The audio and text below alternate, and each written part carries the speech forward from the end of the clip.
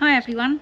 So we're coming up to our 2 years in Australia, and we haven't really sat down and spoke to you guys about where we're living, where we're at now at nearly 2 years on. The last one we done was 3-month review, so a lot's happened since then. So we just thought we'd have a little sit down and a chat and let you know what's been going on. Please excuse the dog in the background. He's shuffling around, giving the occasional little woof woof to deter the crims around here. Yeah, anyway, right, so Robbie, please be quiet. So straight on into it then. So I thought it might be a good thing, do some Q&A. Oh, how exciting. Well, you haven't heard it yet. We shall see. So my view was, if I just ask you some random questions. Me? Yes, you. Yeah. Because we don't often get a chance to talk, do we, with the kids and life. So I'm going to put you on the spot. Okay. So, first question. How are you feeling at this precise moment in time with regards to us being in Australia? I would say I feel like this is home now. I would feel really settled here now. We've got a lovely home, although we are still renting, and I think until we buy our own property, we're still going to feel a little bit unsettled. Love the location of where we live. The kids seem happy. Yeah, so I think we're on a nice steady, work's going well. I'm now in full-time work. For the first time in 14 years since having Georgia, I've gone back into full-time, and we've got into a rhythm of dealing with that now, haven't we? That's not been easy for you, has it? It's not been an easy transition, going from being able to keep on top of everything at home and things like that. Sounds daft, but to just trying to fit in everything, working full-time, keeping on top of the housework, keeping on top of cooking meals, which has always been really important to me. I've always felt that it's my job to do. You've been the homemaker, haven't you? Yeah, and I still want to keep that up even though I'm working full-time, and some things have had to give. So a lot has changed for me in terms of how my life is, full stop, let alone moving to the other side of the world. A lot has changed over the last few months. What about you? How are you feeling after I years? think we've gone through so much in 6 years, 5 years of moving between different places, kids at different schools, making different friends, us as well, me and Hay making new friends. It's actually got to a point now where just want to settle, just want to lay down roots, because it's not easy. It really isn't, when you keep moving, shuffling about, stupid things like, you know, learning. Sorry, the dog's now got a plastic bottle, so he's running about the garden. It's the bloody dog. That. Anyway, where was I? So just shuffling around. We've lived in, is it 6 different houses in 6 years for one reason or another, and moving stuff every single time, changing addresses. It's just been, I think, after a couple of years it weren't so bad, but now just want to lay down roots, and I think it's really important we do so now for the future of our family and the kids feeling settled and happy and content. What do you think to the area that we live in now? Do you feel that this is it for us, or? I think this area has its pros and cons. I think it's at Queensland itself, for those that have not been here, our friends and family from England, it's such a great climate. You very seldom get really cold days. You you don't get ice and snow, the things that cause issues in the UK, stopping you doing things and all of that. But no, here the climate's fantastic. You can do so much for a lot of the year. I think the cost of property in Australia is a bit prohibitive for a lot of people now. It's not that Australian dream for a lot of people. I think that's been one hard reality check for us, though, that for anybody out there thinking of doing this, to do it in your early 20s or before you have children would be a far better option than trying to do it in your 40s when you've got children in schools where you're limited. You can't, well, we felt we couldn't come over here and try different suburbs and move the kids about schools. They're now in secondary school, so once we'd found somewhere, this personally for me is it now until they finish secondary school. Yeah. So if you do it before you have children, you have that flexibility of trying different suburbs, you know, trying different... Going in the city, down the beach, or, yeah, Gold Coast being...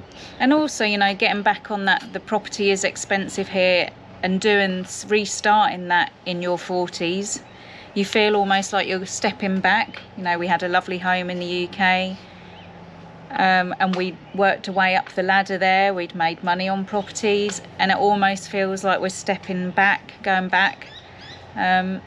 So yeah, in hindsight, we should have done it a long time ago, and that's what I'd advise anybody out there wanting to do this, to do it as early as you can. Probably before kids, if you can, I'd say. Did you? Oh, sorry. But no, one of the key things to get into Australia is being able to get visas. And I think a lot of people won't know the ins and outs of how you get there and what you have to do, but they are generally quite selective here in who comes to the country. They want people that are going to be a benefit to the society and pay all the taxes and all that lovely stuff. So you can't just rock up and stay here. But if you have kids here, then I think it gives you grounds to stay here without visas. Well, you get parental visas or something like that. But anyway, yeah, having kids here makes it a bit easier. But we've done it a slightly harder route. But I think in life, things that are hard and difficult, you come out the other end. Would you do appreciate things it. differently if we did it again? I think personally, we perhaps shouldn't have left Australia when we lived in Sydney. I think we should have possibly looked to live elsewhere in Australia rather than go, Sydney's too expensive, we'll move back to the UK, easy option. I think we probably should have explored. But again, that was Other a lot options. of that was due to us having children and not wanting to keep trying different places in Australia. We knew they had a good network of friends in the UK, and so did we. So going back to the UK was the easiest option, to go back and just slot back in right from where we left off. But yeah, in hindsight, we probably should have stayed. Yeah. I think the one big thing I would do differently is would never rent out our property in the UK again. I wish we'd sold that straight away. Hindsight's a wonderful thing, but I just think trying to deal with estate agents and things like that when you're on the other side of the world is so hard. I think it's a good option to have if you've never been to Australia and you're really not sure how it's going to pan out. But I think if you really want to make things work in life, you do. And I guess don't be scared to just let go of things like selling a property in the UK and going, do you know what, let's get rid of it. We can always buy another one if we have to. It also gives you that funds in the bank if you need it to deal with certain things.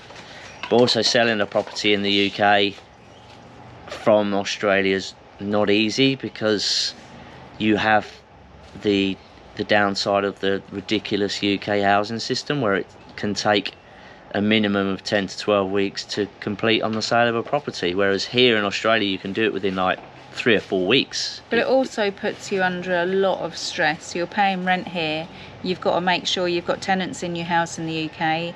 If they give you notice, you've got to then try and find another tenant from the other side of the world. You've got to entrust that in the people that are looking after your property, and it just puts extra stress on a time that's already stressful enough, when you're sorting out schools, you're sorting out houses, you're sorting out everything else. On top of that, you're still dealing with stuff on the other side of the world. So that would be the one thing I would do differently, is sell the house, just not have that hanging around your neck anymore. Dealing with tax returns is a bloody nightmare, pardon my French.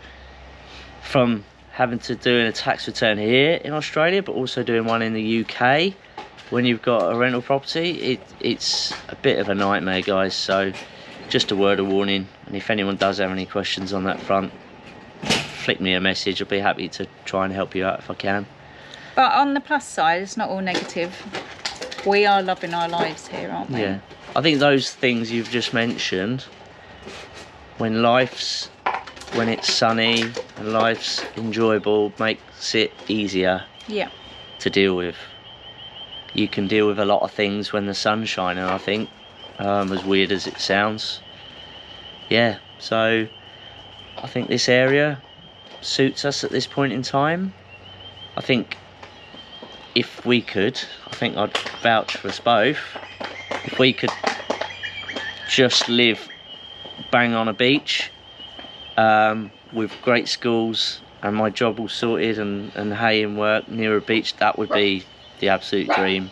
But it's not that easy to do, because cost of property on the beach in and around Gold Coast, Sunshine Coast, down in Sydney is just ridiculously expensive now. You have to go really up north to areas where there's not a lot going on. But having said that, we go down to Gold Coast. Well, it's getting weekly now, isn't it? It takes us an hour to get there.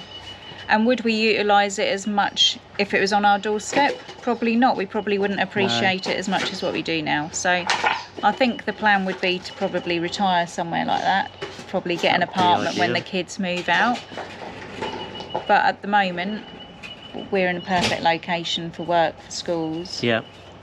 I think where we are at the moment, we're an hour into the city on the train.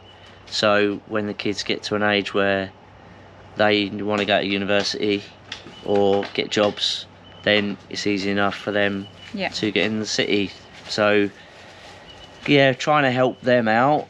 And also I think we're probably accepting that the kids, like most nowadays, are going to probably stay with us until late 20s into their 30s potentially, just because cost of living, same in the UK I believe now. So yeah, but we don't mind little buggers hanging around. No. Well, you not so.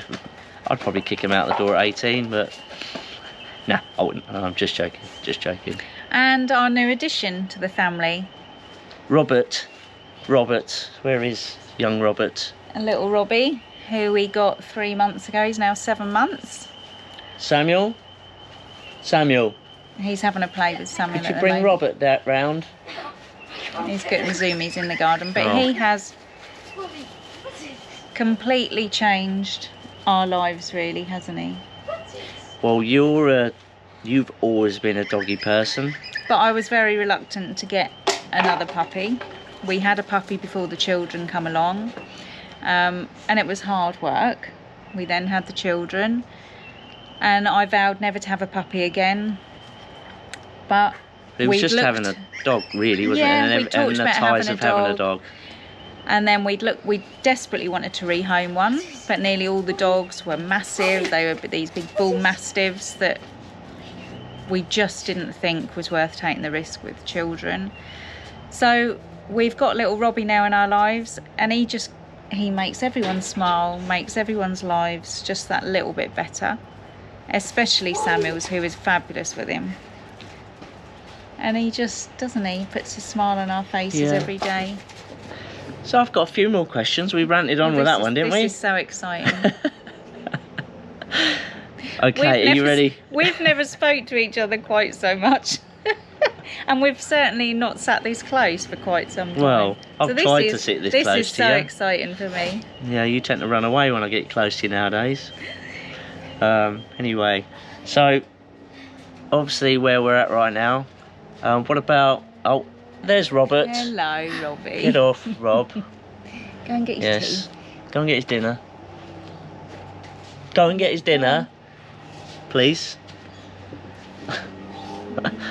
Bloody hell.